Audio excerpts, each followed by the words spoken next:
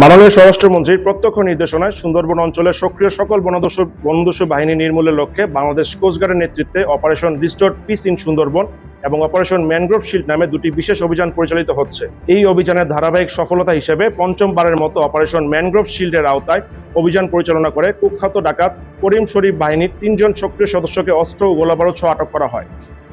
গোপন তথ্যের ভিত্তিতে জানা যায়, সুন্দরবনের কুখ্যাত ডাকাত করিম শরীফ বাহিনীর সদস্যরা বাগেরহাটের শরণখোলা থানাধীন সুন্দরবনের শেলা নদীর মোরা চানমিয়া খাল সংলগ্ন এলাকায় অবস্থান করছে।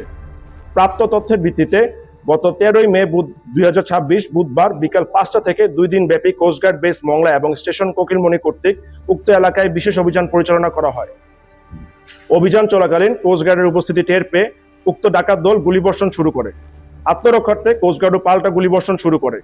কোস্টগার্ডের তীব্র প্রতিরোধের মুখে ডাকাত দল পালানোর চেষ্টা করলে অভিযানকারী দল ধাওয়া করে করিম শরীফ বাহিনীর ৩ জন সক্রিয় ডাকাত সদস্যকে আটক করতে সক্ষম হয়।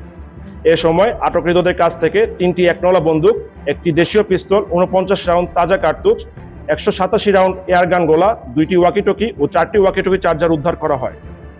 আটককৃত ডাকাত মোহাম্মদ মেহেদী হাসান ও মোহাম্মদ রমজান শরীফ বাগেরহাট জেলার মোড়লগঞ্জ থানা এবং মোহাম্মদ এনায়েত ফরিদপুর জেলার ভাঙ্গা থানার বাসিন্দা। প্রাথমিক জিজ্ঞাসাবাদে জানা যায়, তারা দীর্ঘদিন যাবৎ সুন্দরবনের করিম শরীফ বাহিনীর সক্রিয় সদস্য হিসেবে ডাকাতি এবং সাধারণ জেলে ও বাওয়ালীদের জিম্মি করে মুক্তিপণ আদায় করে আসছিল। উল্লেখ্য, গত ১৩ মে বন বিভাগের তৎপরতা ও সহযোগিতায় করিম শরীফ বাহিনী কর্তৃক জিম্মিকৃত ৪ জন জেলেকে উদ্ধার করে কোস্টগার্ডের নিকট হস্তান্তর করা হয়। জব্দকৃত অস্ত্র, গোলাবারুদ ও আটককৃত ডাকাতদের পরবর্তী আইনানুগ ব্যবস্থা গ্রহণের কার্যক্রম প্রক্রিয়াধীন রয়েছে। সুন্দরবনকে সম্পূর্ণরূপে দস্যুমুক্ত করতে ডাকাত ও তাদের সহযোগীদের বিরুদ্ধে কোস্টগার্ড ভবিষ্যতে এ ধরনের অভিযান অব্যাহত রাখবে।